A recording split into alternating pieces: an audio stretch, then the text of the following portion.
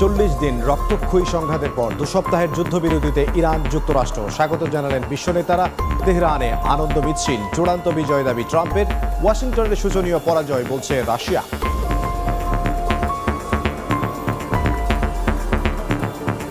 Stop trying to hold the world's economy hostage and will engage in a ceasefire. And that's exactly the agreement that we came to last night. The Iranians have agreed to open up the straits. The United States has agreed to stop attacking. শান্তি চুক্তি নিয়ে 10 April ইসলামাবাদে Washington তেহরানের বৈঠক। Hormuz খোলায় বিশ্ববাজারে তেলের দাম কমলো 16.5%।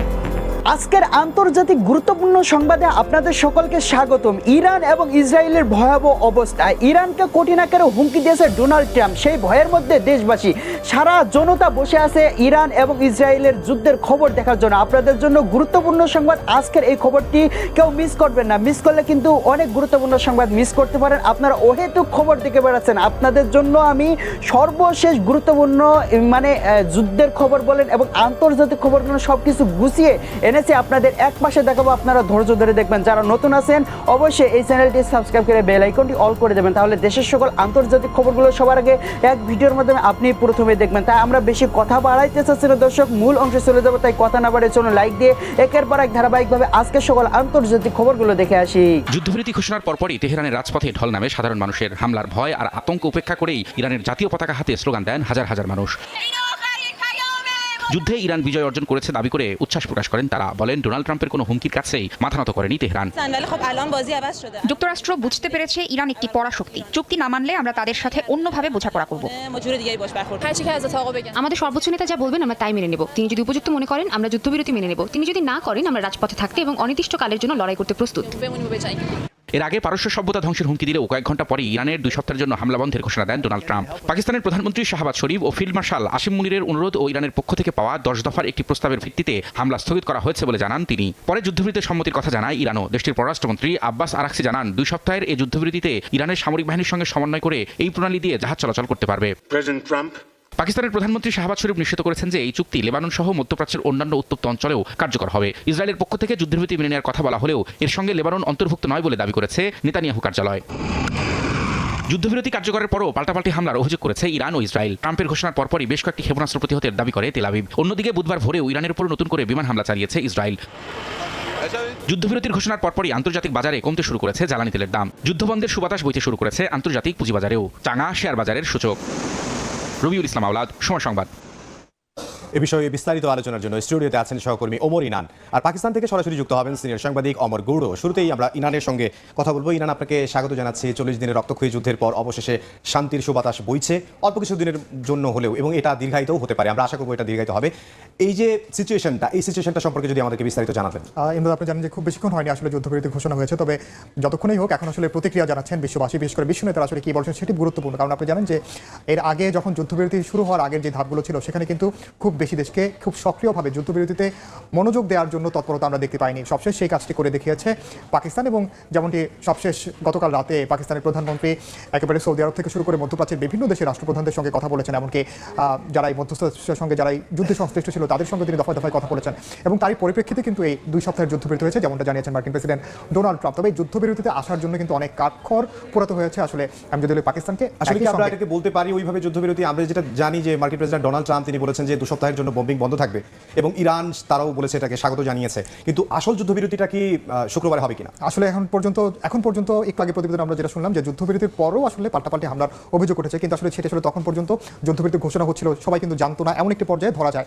সেই হিসেবে আমরা বলতে পারি এখন পর্যন্ত আসলে যুদ্ধবিরতি শুরু হয়েছে। কারণ আপনি জানেন যে এর মধ্যে হরমুজ প্রণালীতে আটকে থাকা অনেকগুলো জাহাজকে ছেড়ে দেওয়া হয়েছে, অনেকগুলো যাচ্ছে, অর্থাৎ এতদিন পর্যন্ত যে জাহাজগুলো চলাচল করছিল সেই জাহাজের বাইরেও অন্য জাহাজগুলো কিন্তু এর মধ্যে চলাচল করতে শুরু করছে। আমরা দেখতে পারি 10টি যে পয়েন্ট যে দিয়েছে, প্রস্তাব দিয়েছে ইরান, সেখানে কিন্তু মার্কিন প্রেসিডেন্ট বলেছেন যে সিগনিফিক্যান্ট, এটা গুরুত্বপূর্ণ, কিন্তু এটা অতিরঞ্জিত একটা ব্যাপার রয়েছে এবং সেটা পুরোপুরি মানবে না। এবং তা একটু আগে আমরা দেখেছি যে লেবাননেও হামলা করেছে। একদম যে বিষয়টি নিয়ে আসলে আলোচনা হচ্ছে, আমরা একটু আগে দেখে আসতে চাই আসলে যে এই সামগ্রিকভাবে যুদ্ধবিরতি শুরু হলো এটি আসলে কিভাবে সম্ভব হলো। আমরা দেখেছি এর আগে 40 দিন অর্থাৎ তেহরান থেকে শুরু করে ইরানের বিভিন্ন শহরে ধ্বংসযজ্ঞ চালিয়েছে যুক্তরাষ্ট্র এবং তার মিত্র ইসরায়েল। এবং এই 2 সপ্তাহের যুদ্ধবিরতির আগে, এই ঘোষণার আগে তারা যে ধরনের ধরনের ধ্বংসযজ্ঞ চালিয়েছে, সেখানে কয়েক হাজারের মতো প্রাণহানি হয়েছে। এখন পর্যন্ত 2000-এর অধিক আসলে ইরানি বলা মারা হচ্ছে, গেছেন। আমরা এখন পর্যন্ত 40 দিনের যুদ্ধে 2000-এর বেশি শুনেছি, কোথাও কোথাও বলা হচ্ছে আরো বেশি হতে পারে, যেটি আসলে এখন পর্যন্ত গণমাধ্যমে আসছে না। এবং পাল্টাপাল্টি বিজয় দাবি করা হয়েছে, অর্থাৎ 40 দিনের যে যুদ্ধটি হলো সেই 40 দিনের যুদ্ধে যুক্তরাষ্ট্র বলছে তাদের পূর্ণাঙ্গ বিজয় অর্জিত হয়েছে, এটি বলা হয়েছে হোয়াইট হাউসের পক্ষ থেকে। এবং তারা আসলে যেটি বলছে যে যেহেতু হরমুজ প্রণালী খুলে দিয়েছে এবং ট্রাম্পের মধ্যস্থতা এটি হয়েছে,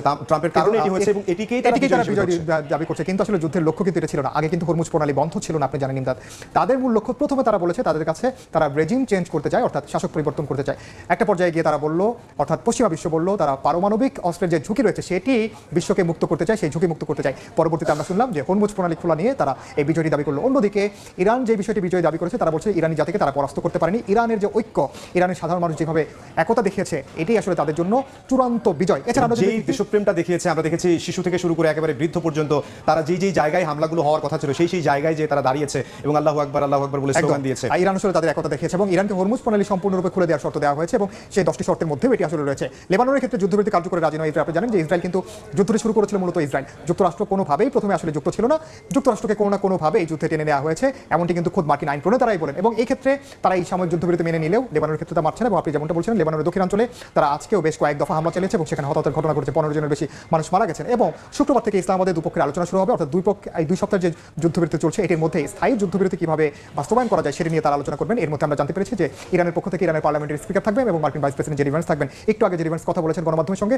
জেডি ভ্যান্স মূলত কেন আসলে যুক্তরাষ্ট্রের যুদ্ধবিরতিতে রাজি হয়েছে এবং কিভাবে যুদ্ধবিরতির কার্যকর হতে যাচ্ছে সেটি তিনি আসলে তুলে ধরেছেন। এবং আপনি জানেন যে এই যুদ্ধবিরতির পরপরই আমরা দেখেছি যে বিশ্ববাজারে তেলের দাম, অর্থাৎ জ্বালানি বাজারে স্বস্তির সুবাতাস বইছে এবং সেটি কিন্তু এর মধ্যে প্রভাব পড়তে শুরু করেছে। আমরা যদি একেবারে সংখ্যা হিসেবে বলি যে প্রায় 16.5% বৈশ্বিক বাজারে আসলে জ্বালানি তেলের দাম কমেছে। এবং এই সামগ্রিক যুদ্ধবিরতির যে প্রক্রিয়া সেটিকে আসলে ব্রিটেন, যুক্তরাজ্য, ফ্রান্স, বিভিন্ন দেশ, ইউরোপীয় বিভিন্ন দেশ আসলে এখন পর্যন্ত স্বাগত জানিয়েছে। এবং সামগ্রিকভাবে আমরা যেমনটা বলছি যে আসলে বিশ্ববাজারে বিশেষ করে আমরা যদি বলি যে অর্থনৈতিক যে মন্দা চলছিল সেই মন্দাটা কিন্তু এখন আসলে কাটতে শুরু করেছে এবং এটি একেবারে সরাসরি বাংলাদেশও মধ্যপ্রাচ্যের সবগুলো জায়গা থেকে কিন্তু আসলে প্রভাব পড়েছে। আপনি জানেন মধ্যপ্রাচ্য জ্বালানি সরবরাহ অন্যতম আসলে যতটুকু হয়েছে এতটুকুর মধ্যে আসলে স্বস্তির নিঃশ্বাস ফেলতে পারছে। আমাদের হাতে আসলে এই নিয়ে আসলে প্রতিবেদন আছে। আমরা যদি দেখি যে সাময়িকভাবে মধ্যপ্রাচ্যের সংঘাত বন্ধ হওয়ার পরে আসলে বিশ্ববাসী আমরা বলছি যে স্বস্তির নিঃশ্বাস ফেলছে এবং এটিকে ইউ যেমন স্বাগত জানিয়েছে তেমনি জাতিসংঘ স্বাগত জানিয়েছে। স্পেন, এশিয়ার বিভিন্ন দেশ যুদ্ধ পুরোপুরি বন্ধের আহ্বান জানিয়েছে। এ নিয়ে আমাদের হাতে একটি প্রতিবেদন আছে, আমরা সেটি দেখে আসবো।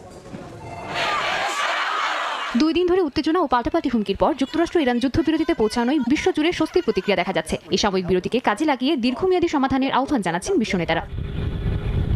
জাতিসংঘ এই যুদ্ধবিরতিকে শান্তির পথে গুরুত্বপূর্ণ সুযোগ হিসেবে দেখছে। মহাসচিব আন্তোনিও গুতেরেস সব পক্ষকে আন্তর্জাতিক আইন মেনে চলা এবং বেসামরিক নাগরিকদের সুরক্ষা নিশ্চিত করার আহ্বান জানিয়েছেন। একই সঙ্গে মানবিক সংকট কমাতে দ্রুত স্থায়ী সমাধানের উপর জোর দিয়েছেন।